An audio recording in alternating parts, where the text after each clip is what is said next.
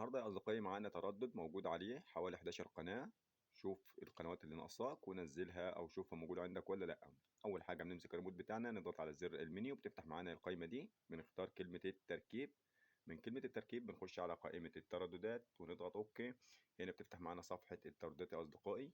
تأكد إن احنا واقفين على قمر النيل سات، هندوس إضافة باللون الأحمر ونكتب مع بعض التردد 11,766، ومعدل الترميز بيكون 27500. وهنا بنخليها افقي وندوس اوكي.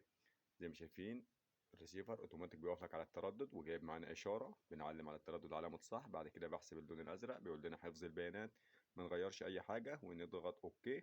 وبعد ما القنوات هتنزل طبعا هنستعرض مع بعض القنوات. التردد هينزل معانا 15 قناه زي ما شايفين، هندوس نعم ونطلع نشوف القنوات مع بعض. ودي طبعا القنوات اللي هنستعرضها مع بعض يا أصدقائي. عندنا أول قناة طبعا قناة اسمها القاهرة والناس، وعندنا قناتين تيست هنا اختبار، وعندنا الأولى بصيغة الاس دي والأولى بصيغة الاتش دي وقناة تيست. بعد كده نايل فاميلي. بعد كده يا أصدقائي قناة النيل ثقافية وقناة تيست وقناة تيست تاني وقناة اسمها سبأ.